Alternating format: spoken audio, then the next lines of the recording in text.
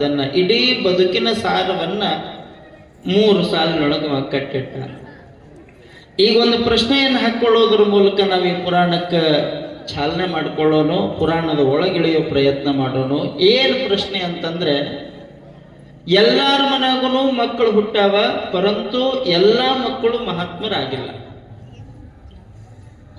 ಎಲ್ಲರ ಮನೆಗೂ ಸಂಪತ್ತೈತಿ, ಪರಂತು ಎಲ್ಲ ಸಂಪತ್ತು ಧರ್ಮಕ್ಕೆ ಉಪಯೋಗ ಆಗಿಲ್ಲ. ಎಲ್ಲಾರ ಮನ್ಯಾಗೂ ಮಕ್ಕಳದಾವ, ಒಬ್ಬರ ವಿಶ್ವೇಶ್ವರ ಈ ನಾಡಿಗೆ ಸಿಕ್ಕಿದ್ದು, ಒಬ್ಬರೇ ಸುಭಾಷ್ ಚಂದ್ರ ಬೋಸ್ ಈ ನಾಡಿಗೆ ಸಿಕ್ಕಿದ್ದು, ಒಬ್ಬರೇ ವಿವೇಕಾನಂದರು ಈ ನಾಡಿಗೆ ಸಿಕ್ಕಿದ್ದು. ವಿವೇಕಾನಂದರ ನಂತರ ಮತ್ತೊಬ್ಬ ವಿವೇಕಾನಂದನನ್ನು ನಾವು ನೀವು ನೋಡಕ್ಕಾಗಿಲ್ಲ. ಒಬ್ಬನೇ ಶರೀಫನನ್ನ ಈ ನಾಡಿನೊಳಗೆ ನೋಡಿದ್ದೇವೆ, ಒಬ್ಬನೇ ಕಡ್ಕೋಳ ಮಡಿವಾಳಪ್ಪನನ್ನ ಈ ನಾಡಿನೊಳಗೆ ನೋಡಿದ್ದೇವೆ, ಸಾಧಕರನ್ನು ನೋಡಿದ್ದೇವೆ, ಸಾಧಿಸಿದವರನ್ನು ನೋಡಿದ್ದೇವೆ. ಆದ್ರೆ ಒಬ್ಬೊಬ್ಬರನ್ನ ನೋಡಿವಿ, ಇನ್ನೊಬ್ಬರಂತವ್ರು ಆಗಿ ಹೋಗ್ಲಿಲ್ಲ. ಏನಿರಬಹುದು ಕಾರಣ?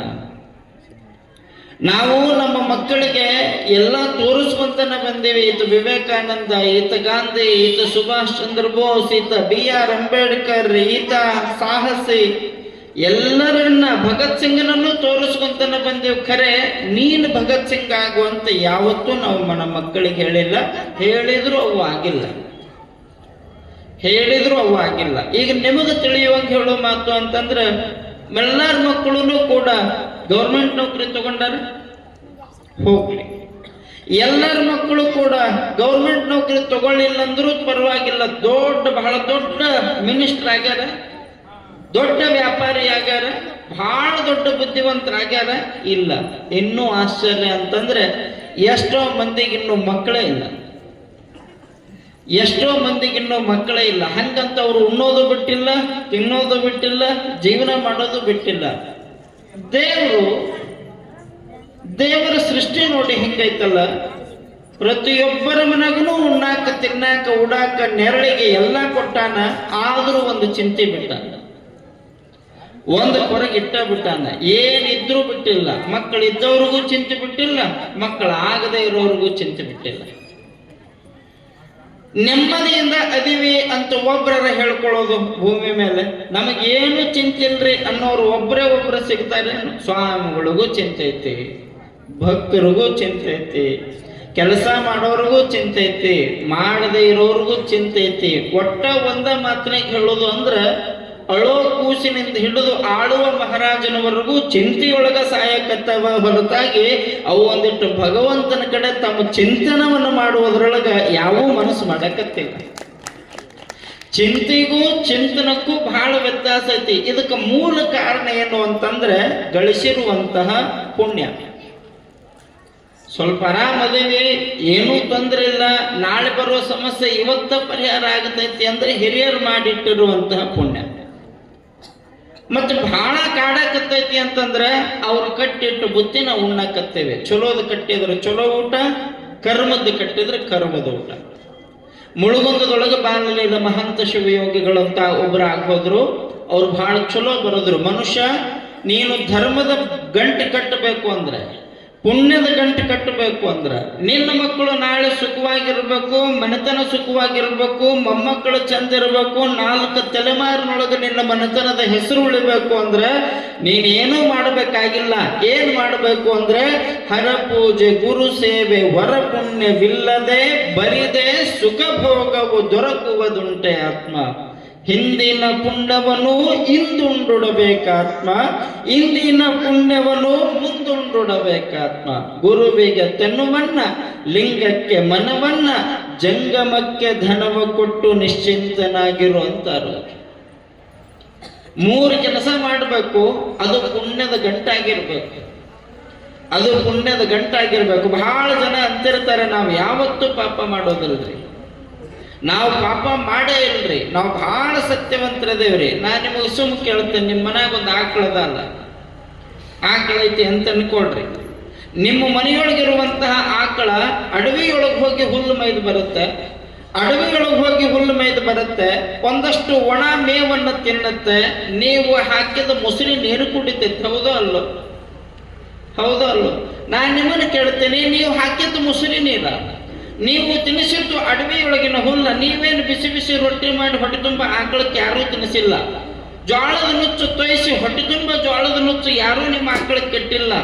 ಒಂದು ಆಕಳು ಹೊಟ್ಟೆ ತುಂಬಸಾಕ 8 ಮಂದಿ ಗುದ್ದಾಡ್ತೀರಿ. ಆದ್ರ ಆ ಆಕಳ ತಾನು ಒಂದು ನೀವು 8 ಮಂದಿ ಕೂಡಿ ಹೊಲದಾಗ ಮೇಯಿಸ್ಕೊಂಡು ಬಂದದ್ದಕ್ಕೆ ಆಕಳ ಹೊಟ್ಟೆ ತುಂಬಸಾಕ ನೀವು ಬಡದಾಡ್ತೀರಿ. ನಿಮ್ಮ ಮನ್ಯಾಗ 18 ಮಂದಿ ಅದಾರ ಅಂದ್ರು ಅವರಿಗೆ ಹೊಟ್ಟೆ ತುಂಬ ಹಾಲು ಕೊಡ್ತೈತಿ. ಒಂದು ದಿವಸನೂ ಅದು ನಾ ಕೊಟ್ಟೀನಿ ಅಂತ ಹೇಳಿಲ್ಲ. ನಾನು ಪಾಪ ಪುಣ್ಯದ ಲೆಕ್ಕ ಹೇಳಕತ್ತೇನೆ. ಅಂತಹ ಆಕಳ ನಿಮಗೆ ಹಾಲು ಕೊಡ್ತೈತಲ್ಲ, ಮುಸುರಿ ನೀರು ಕುಡಿದಿರುವಂತಹದ್ದು.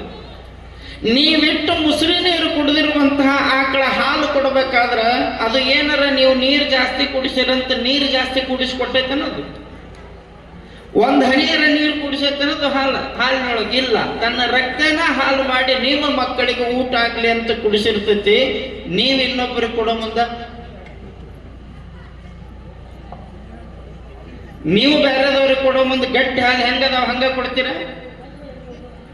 ಅದ್ರಾಗ ಒಂದಿಷ್ಟು ನೀರು ಕೂಡಿಸಿ ಕೊಡ್ತೀರಿ. ಇದ್ರಾಗ ಪುಣ್ಯ ಯಾರ್ದು, ಪಾಪ ಯಾರ್ದು? ಏನೂ ಪಾಪ ಮಾಡಿಲ್ಲ ಅನ್ನೋರು ಅರ್ಥ ಮಾಡಿಕೊಳ್ಬೇಕಾದ ವಿಚಾರ ನೋಡಿ. ಅದು ಸುಮ್ಮನೆ ನಿಮಗೆ ಹಾಲು ಕೊಡ್ತು, ನೀರು ಕುಡಿಸ್ಲಿಲ್ಲ. ನಿಮಗೆ ನೀರು ಕುಡಿಸಿ ಮೋಸ ಮಾಡಬೇಕು ಅನ್ನೋ ಬುದ್ಧಿ ಅದಕ್ಕೆ ಬರಲಿಲ್ಲ. ಎಷ್ಟು ಸ್ವಾರ್ಥಿ ಅಂದ್ರೆ ಮನುಷ್ಯ, ನಿಮಗೆ ಹೇಳ್ತೇನೆ, ಎಷ್ಟು ಸ್ವಾರ್ಥಿ ಅಂದ್ರೆ ಮನುಷ್ಯ. ನೀವು ಸ್ವಲ್ಪ ಗಮನಿಸಬೇಕು. ನಾನು ಯಾವುದೋ ಬೇರೆ ವಿಚಾರ ಹೇಳಕತ್ತಿಲ್ಲ. ನಿತ್ಯ ನಮ್ಮ ಮನ್ಯಾಗ ನಡೆಯೋ ತಪ್ಪುಗಳ ಬಗ್ಗೆ ನಾ ಮಾತಾಡಕತ್ತೇನೆ. ಅಮ್ಮ, ನೀವು ನಿಮ್ಮ ಮಗಗ ಊಟ ಮಾಡಿಸ್ಬೇಕಾದ್ರೆ ಅಥವಾ ನೀವು ಊಟ ಮಾಡೋ ಸಂದರ್ಭಕ್ಕ, ನಿಮ್ಮ ಮಗ ಊಟ ಮಾಡೋ ಸಂದರ್ಭಕ್ಕ ನೀವು ಕೈಯಾಗ ಹಿಡ್ಕೊಂಡು ತುತ್ತು ಮಾಡಿ ನಿಮ್ಮ ಮಗನ ಉಣಿಸ್ತಿರಲ್ಲ, ನಿಮ್ಮ ಮಗನ ಕಟ್ಟಿ ಹಾಕಿ ಆ ತುತ್ತನ ಕಸ್ಕೊಂಡು ತಿಂದ್ರು ಸುಮ್ಮನೆ ಇರ್ತೀರ ನೀವು? ನಿಮ್ಮ ಕೂಸು ಕಟ್ಟಿ ಹಾಕಿ ಆ ತುತ್ತು ನಾನೇನಾದ್ರು ಕಸ್ಕೊಂಡು ತಿಂದ್ರೆ ಸುಮ್ಮನೆ ಇರ್ತೀರ ನೀವು? ಸುಮ್ಮನೆ ಇರಂಗಿಲ್ಲ, ಹೌದಲ್ಲ? ಬಡಿತೀರಿ, ಇಲ್ಲ ಹೊಡಿತೀರಿ, ಇಲ್ಲ ಬಾಯಿಗೆ ಬಂದದ್ದು ಮಾತಾಡ್ತೀರಿ. ಮತ್ತೆ ಆಕಳಿಗೆ ಕರ ಕೈ ಬಿಡ್ತೀರಿ ಕೆಚ್ಚಲಕ್ಕೆ. ಇನ್ನೇನದು ಹಾಲು ಇಳಿಸ್ತೈತಿ ಅಂದ್ರೆ ಅದ್ರ ಮುಂದೆ ಕಟ್ಟಿ ಹಾಕ್ತೀರಿ. ಅದನ್ನ ಒಂದು ಮಲಿ ಹಾಲು ಕುಡಿಯಾಕ ಅದಕ್ಕೆ ಬಿಡಂಗಿಲ್ಲ. ಇನ್ನು ಮೂರು ಮನೆಯೊಳಗಿನ ಹಾಲನ್ನ ನೀವೇ ಜಜ್ಕೊಳ್ತೀರಿ. ಹಾಲು ಕುಡಿಬೇಕಾದ ಕರುವನ್ನ ಮುಂದೆ ಕಟ್ಟಿಟ್ಟು ನೀವು ಹಾಲು ಹಿಂಡ್ಕೊಂಡಾಗೂ ಕೂಡ ಆ ಆಕಳಕ್ಕೆ ಸಿಟ್ಟು ಬರಂಗಿಲ್ಲ. ಪರಮಾತ್ಮ ಒಂದು ಸರಿ ಆಕಳಕ್ಕೆ ಕೇಳಿದಂತ, ಅಲ್ಲೋ ಹುಲ್ಲು ಮೇಯ್ಸಿನಿ ಅನ್ನೋ ಅಧಿಕಾರದಾಗ, ಅಡವ್ಯಾಗ ನೀ ಬೇದ ಬಂದಿರುವಂತ ಹುಲ್ಲು ಮೇಯ್ಸಿನಿ ಅನ್ನೋ ಅಧಿಕಾರದಾಗ ನಿನ್ನ ಹೊಟ್ಟ್ಯಾಗ ಹುಟ್ಟಿದ ಕೂಸಿಗೆ ಒಂದು ನೀ ಹಾಲು ಬಿಡ್ಲಾರ್ದಂಗ ಅವ್ರು ಹಿಂಡುಕೊಳ್ಳಕತ್ತಾರಲ್ಲ, ಮತ್ತೆ ನಿನಗೇನು ಅನ್ನಿಸುವಲ್ದೇನು? ಅವ್ರಿಗೆ ಶಾಪ ಕೊಡಂಗಿಲ್ಲೇನು? ಅವ್ರ ಬಗ್ಗೆ ನೀ ಮಾತಾಡಂಗಿಲ್ಲೇನು ಅಂದಾಗ ಆಕಳ ಅನ್ನುವಂತಹ ಆಕಳ ಆ ಪರಮಾತ್ಮಗೆ ಹೇಳದಂತ, ಯಪ್ಪ ನಾ ಭೂಮಿಗೆ ಬಂದದ್ದೇ ಅದಕ್ಕದ, ನನ್ನ ಕರುವಿನ ಹೊಟ್ಟಿಗೆ ಅವರು ಕೊಡದಿದ್ರು ಚಿಂತೆ ಇಲ್ಲ, ಅವ್ರ ಮನೆಯೊಳಗಿನ ಮಕ್ಕಳು ಹೊಟ್ಟೆ ತುಂಬಲೆ ಸಾಕು, ನನ್ನ ಜೀವನ ಸಾರ್ಥಕ ಆಗತ್ತೆ ಅನ್ನತ್ತಲ್ಲ. ನಾವು ಎಷ್ಟು ಮಂದಿಗೆ ನಮ್ಮ ಮಕ್ಕಳು ಹೊಟ್ಟೆಯಾಗಿನ ಊಟ ಬಿಟ್ಟು ಇನ್ನೊಬ್ಬರಿಗೆ ಕೊಟ್ಟೇವಿ? 3 ಪಡ್ಡು ಮಾಡಿರ್ತೀರಿ, 3 ಪಡ್ಡು ಮಾಡಿರ್ತೀರಿ. ಮಕ್ಕಳಿಗೆ ತಿನ್ನಕ್ಕೆ ಹಾಕಿ ಕೊಟ್ಟಿರ್ತೀರಿ. ಅವಕ್ಕೇನು ಗೊತ್ತಿರಿ ಪಾಪ, ಅವಕ್ಕ ಕುಂತು ತಿನ್ನೋ ಅಭ್ಯಾಸ ಇರಂಗಿಲ್ಲ. ತಗೊಂಡು ಆಟ ಆಡ್ಕೊಂತ ತಿನ್ಬೇಕು. ಅಲ್ಲಿ ಯಾರ ಹುಡುಗರು ಬಂದ್ರೆ ತಾ ಕಡ್ಕೊಂಡದ್ದ ಅದಕ್ಕೂ ತಿನ್ನಿಸ್ಬೇಕಂತ ಇರ್ತೈತೆ ಅವ್ರ ತಲೆಯಾಗ. ತಾನು ತಿಂದದ್ದ ಇನ್ನೊಬ್ಬರಿಗೂ ಕೊಡ್ಬೇಕು ಅಂತ ಇರ್ತೈತೆ ಅದ್ರ ತಲೆಯಾಗ. ಎಲ್ಲಿ ಇನ್ನೊಬ್ಬರಿಗೆ ಕೊಟ್ಟಿಗಿಟ್ಟನಪ್ಪ ಅಂತ ಆ ಹುಡುಗನ ಬಡದು ಒಳಗೆ ಕರ್ಕೊಂಡು ಬಂದು ಮೂಲ್ಯಾಗ ಕುಂದ್ರಿಸಿ ತಿನ್ನಿಸುದ. ಅಪ್ಪಿತಪ್ಪಿ ನೀವು ಕುಂತ್ಕೊಂಡು ತಿನ್ನೋ ಸಂದರ್ಭದೊಳಗೆ ಯಾರ್ಯಾರ ಉಪ್ಪು ಕೇಳಕ್ಕೋ, ಒಂದನಿ ಹಾಲು ಕೇಳಕ್ಕೋ, ಮತ್ತೊಂದು ಏನೋ ಕೇಳಕ್ಕೋ ಬಂದ್ರಂದ್ರೆ ಮುಚ್ಚಿಡುದು ಅದನ್ನ ಮತ್ತೆ ಕಣ್ಣು ಬಿಡ್ತಾರಂತ. ಅವ್ರು ಕಣ್ಣು ಬಿಟ್ರೆ ಅವ್ರು ಹೊಟ್ಟೆ ಕೆಡ್ತೈತಂತ. ಮನಸ್ಸಿನಾಗನ ಕೆಟ್ಟ ಆಲೋಚನೆ ಇದ್ದಾಗ ಇನ್ನೊಬ್ರು ಕೆಟ್ಟ ಕಣ್ಣು ಯಾಕೆ ಬೀಳ್ತಾವ ನಿಮ್ಮ ಮೇಲೆ? ಯಾರಿಗೆ ಯಾರೂ ಕಣ್ಣು ಬಿಡಬೇಕಾಗಿಲ್ಲ, ಯಾರನ್ನ ಯಾರೂ ದೂಷಿಸಬೇಕಾಗಿಲ್ಲ. ಯಾರ ಕಣ್ಣು ಬಿಟ್ರೆ ನಾವು ಯಾರೂ ಸುಟ್ಟೋಗುವಂಗಿಲ್ಲ. ನಿಮಗೆ ನೆನಪಿರ್ಲಿ, ಕಣ್ಣು ಬಿಟ್ಟು ಸುಟ್ಟು ಹಾಕ್ತೀನಿ ಅನ್ನೋರು ಬಹಳ ಮಂದಿ ಬಂದಾರ, ಬಹಳ ಮಂದಿ ಹೋಗ್ಯಾರ. ಗುರುವಿನ ಕಣ್ಣು ಮರುಳಾರ ಕಣ್ಣು ನಮ್ಮ ಮೇಲಿದ್ದಾಗ ಯಾವ ಕೆಟ್ಟ ಕಣ್ಣು ಬಂದು ನಮಗೆ ಮಾಡೋದೇನೈತಿ? ಒಂದಿಷ್ಟು ಕೊಟ್ಟು ಅನ್ನೋದಲ್ಲ, ಒಂದಷ್ಟು ಕೊಟ್ಟು ಉಣ್ಣೋದಲ್ಲ. ನೋಡಿ, ಶಿವ ಕೊಟ್ಟ ಕಾಲಕ್ಕ ಉಂಡು ಹುಟ್ಟಿರಬೇಕು, ಹಸಿದು ಬಂದವರಿಗೆ ಉಣಿಸಬೇಕಂತ ಇನ್ನು ಹಾಡ್ತಾರಲ್ಲ ಅವರು. ಕೊಟ್ಟು ಕುದಿಯಲು ಬ್ಯಾಡ, ಇಟ್ಟು ಹಂಗಿಸ ಬ್ಯಾಡ,